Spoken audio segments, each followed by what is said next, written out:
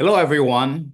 Good morning. I'm Jeff Halper from the Israeli Committee Against House Demolitions on our October update um, of what's happening in our region of the world. But as you can see, I'm not, well, you can't really see, but you can kind of get an idea from the background that I'm not in Jerusalem this time, but I'm here in London or near London for a 3-week speaking tour and a conference, an ICAHD conference, our group, the Israeli Committee Against House Demolitions. So I'm here with Linda Ramsden, who, of course, most of you know, is the director of ICAHD UK and is hosting the conference. So I thought, as long as I'm here, we'll start, and Linda will present, the conference and a little bit about ICAHD UK, and then I'll come back for a few minutes for a brief political update. Thank you. Yes, well, it's wonderful to have you here with us, Jeff, for a very extensive program over the next few weeks. And primarily happening will be our conferences. We've got one in London on the 19th of October and another on the 20th of October in Edinburgh. And the theme for the conferences is focusing on the big picture. Where are we headed in Israel-Palestine? You know, over the last year, what's happening in Gaza and then spreading further afield, now affecting all of the West Bank and Lebanon as well, has caused the world to sit up and take notice. You know, we say it's taken a genocide for there to be global mobilization. But where are we going with that? Where are we going with governments that are complicit? We've got huge marches, student encampments. The BDS movement is growing, but all of that to what end? So we are about equipping people for strategic campaigning to try to get to the point where this comes to an end, where we can move on to a genuine peace in the Middle East. So we appreciate Jeff's analysis.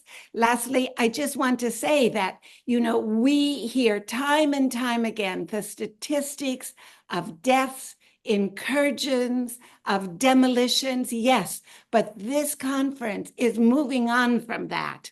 It's not just repeating that, but we've got key players in campaigning who will bring their information, their analysis, so together we can move forward. Please join us, check our website for information, and also to say that you can log in online for live streaming for the London conference. And Jeff will also be in the regions, cities as far south as Exeter and the South Coast up to Glasgow. Please check it out. Do everything possible to join us.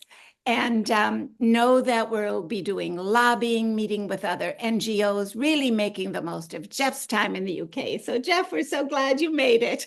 Okay, over to you. Over to you. Thank you. Okay. All right. Thanks, Linda. So this is ICAHD's work. We're on the ground, as you know, resisting, especially with the focus on house demolitions, but beyond that as well, reacting to what's happening on the ground, trying to publicize to the world what's happening on the ground so the Palestinians there don't get lost in the shuffle. But at the same time, then taking the analysis that we have that's grounded in what we're experiencing there, being there in Palestine, out to the wider public so that we can together begin to strategize, because this is an international struggle. The Palestinians cannot, sometimes like in anti-colonial movements of the past, where the FLN or even the ANC and other anti-colonial forces were able to drive out the colonial powers, partly because of a changing world scene after World War II, of course, where Britain and France and Portugal and some of the other colonial powers weren't able to maintain this presence anymore. But at the same time, there was a growing sense that colonialism is bad and it's wrong, and people have a right to self-determination. So the wind was at the back of the anti-colonial movements. today, the Palestinians are kind of alone in this struggle. I mean, there are still some colonial places in the world, and we might even mention places like Tibet, or the Kurdish issue, and in other parts of the world, there are people fighting also against colonial oppression. But for the most part, the anti-colonial period kind of wound up in the 1960s, moving a little bit into the 70s. And so the Palestinians had always been at the center of the anti-colonial struggle. Uh, the Palestinian issue has always been what I call a global Palestine. It's always meant much more than simply Palestine itself, um, because the Middle East itself has been at the center of Western imperialism for so many decades. And so the Palestinian struggle, in a sense, is a microcosm of the wider struggle of the peoples of the Middle East for freedom from this Western imperialism and economic exploitation, and being used as a base, as Israel is, as a base for Western expansion and control and so on of their own of Middle Eastern energy resources and geopolitical resources. But at the same time, Palestine is also an issue in and of itself, of course.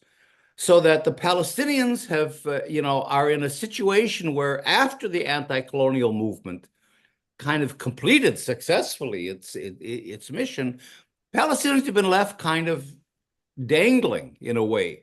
In other words, the world has moved on from anti-colonialism, even though the Palestinians have tremendous support among the peoples of the world.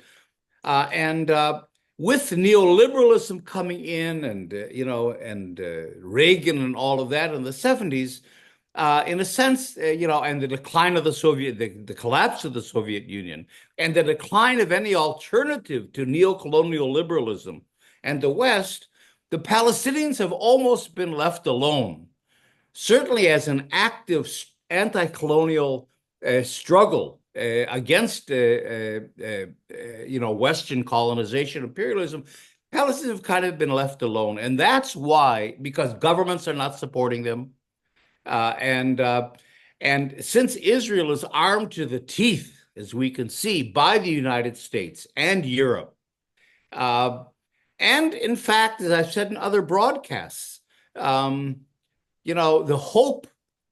When the Soviet Union collapsed, and you had the collapse of this alternative to Western capitalism and so on, there was a time in which the United States saw itself as the monopower, the superpower of the world, and there was a hope that the BRICS countries, this BRICS coalition, Brazil, Russia, India, China, South Africa, that has now been expanded to include about 20 countries, would be that new alternative, an alternative that was partly socialist, or at least a mixed socialist, capitalist, kind of economy, one that would create alternative financial structures to the IMF and the World Bank and so on, that would allow, through the UN and other international institutions, the global South to have its voice finally. After they was shut down, the anti-colonial movement succeeded, but they did not succeed in breaking through into those international institutions that control the political and financial realities of the world. That remains to be done, and the hope was that the BRICS countries might do that. The problem is, as I've written about in my book, War Against the People, is that arms and technologies of repression, transcend ideologies. And so, as we can see what's going on in the Middle East today, China has been very quiet. Where's China? Especially because China is one of the main allies of Iran. China has no oil, and a lot of its oil comes from Iran. Where's China? Well, Israel is one of the main arms exporters and technology of repression exporters to China. Where's India? Which is next door to Iran and that whole part of the Middle East. Well, the extreme fanatical Hindu nationalism of Modi's movement and government grew up together with Zionism. Some of the intellectual leaders of Zionism were in contact with the intellectual leaders of Hinduvatu, of this Hindu nationalism back in the 1940s. So that in a sense, they grew up together as kind of fascistic, religious, messianic sorts of movements. And so India is super pro-Israel, even though it's a key to and Israel is, after Russia, I think the second largest arms exporter to India. And you take, of all the BRICS countries, only really South Africa has stepped out in terms of going to the ICJ and the ICC and in the UN and so on. And so we're in a situation where, Israel it's a very unusual situation in which Israel, in a sense, has the support of the global North, the United States and NATO and so on. But the Palestinians do not have the support. They have kind of a moral support. And in the UN, of course, in votes in the General Assembly, they have support, but that doesn't include the Security Council, which again is the decision-making body of the UN. The Palestinians don't have that active support of the BRICS countries, and there isn't the pushback to American and NATO support of Israel from these other coalitions that should be the allies of the Palestinians. And so I say again, the Palestinians are really kind of alone in this struggle. Their only allies being really us, the international civil society. We're the ones that are furthering the Palestinian issue, preventing it from disappearing in the media, I think, preventing it from disappearing in all the power politics that are being played in the world. And so I think our strategy in ICAHD, together with the Palestinian organizations we work with, of working closely with all of you internationally, with all the hundreds of groups that exist all over the world, and here in the UK, some very active. I mean, almost every week you get 200,000, 300,000, 400,000 people in the streets of London. This is crucial to the Palestinian issue because in this historical moment when the Palestinians find themselves both under a siege of genocide, where Israel is on the cusp with American and Saudi help of normalizing its apartheid regime, normalizing its colonial regime and erasing the Palestinians, both as a presence in Palestine, but also as political actors. The only meaningful allies the Palestinians have are us, the international civil society. And that's why it's so important that we do these conferences and we do updates and we publish and we bring what we found from the ground to you in order to build into campaigns. So I'll finish by saying that the hope has been, because as you know, ICAHD has been very active with the Palestinian-led organization in Palestine that we helped found, even called the One Democratic State Campaign, because ICAHD has always felt that there has to be a political solution. The political solution has to come from Palestine itself, and it has to be a solution articulated by Palestinians. It has to read, even though you have to take an Israeli public into account in any future political scenario. I mean, there'll be 40% of the population of whatever political entity emerges in the post-colonial period.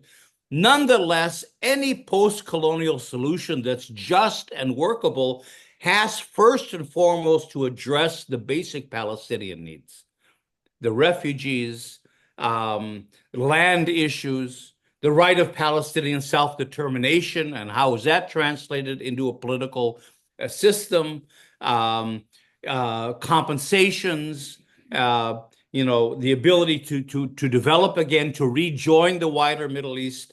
All these, And all these have to be articulated by Palestinians. They're the ones that have to really tell us what kind of a political structure is necessary in order that their needs after all these decades are addressed. And ICAHD is a part of that process.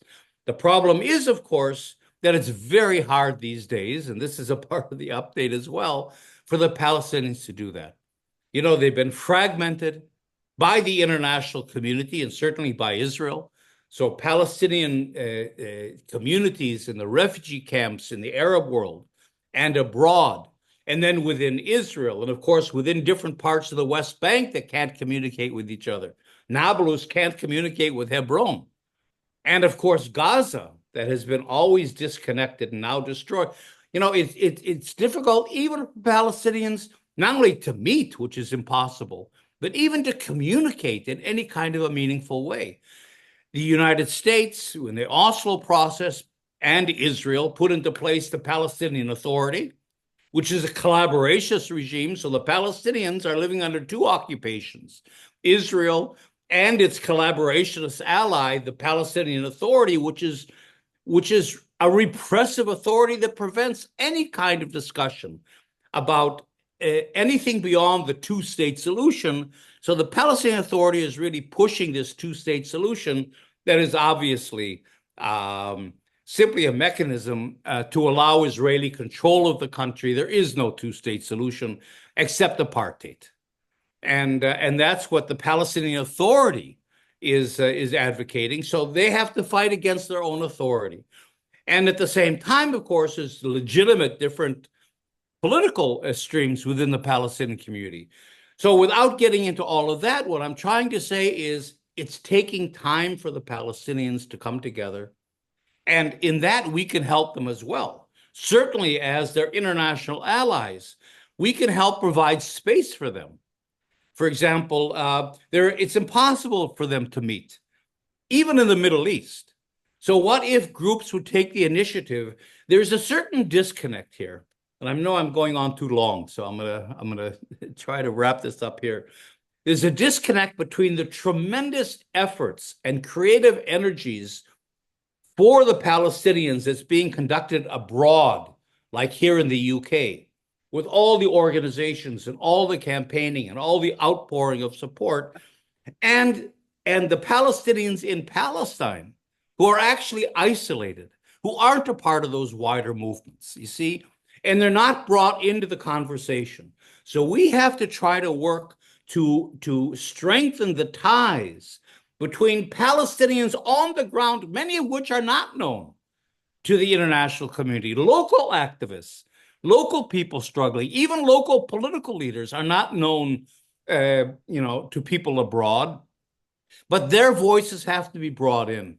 And then together we have to enable Palestinians to meet and begin to formulate their own political plan for the future.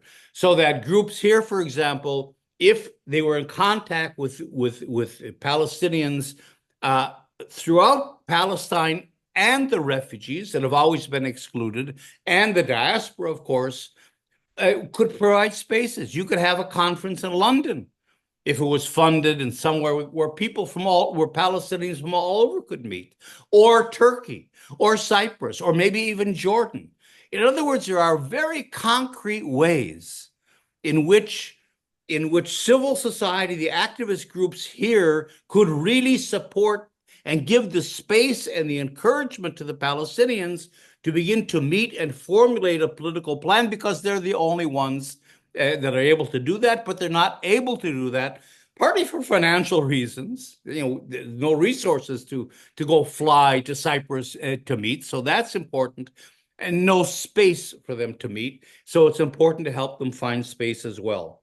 So what we have to do then is really, I think, find ways in which we in Palestine, Palestinians and anti-Zionist Israelis like myself and ICAHD, and that's part of the point of my being here, we try to collaborate with groups here in terms of how can we work better together, Uh, uh,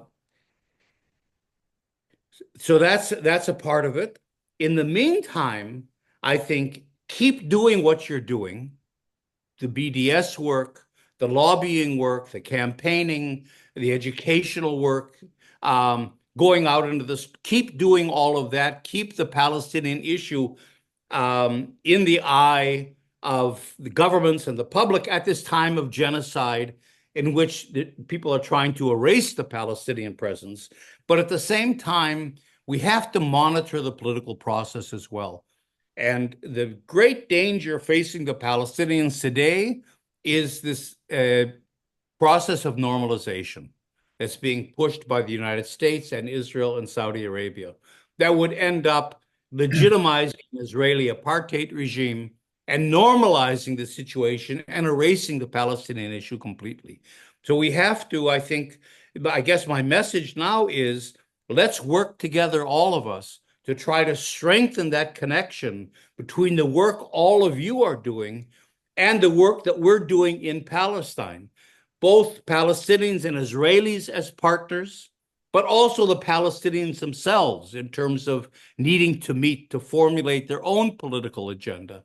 And let's work to try to strengthen that so that we can enter the political arena as a force on our own to push forward a just resolution to this issue. Sorry I went on too long, but it's complicated and the world does not break down into sound bites. So thank you much. And I'm glad to be here in the UK for 3 weeks, traveling the country. And I'm hoping to do some good political work while I'm here. So we'll talk in November. Bye.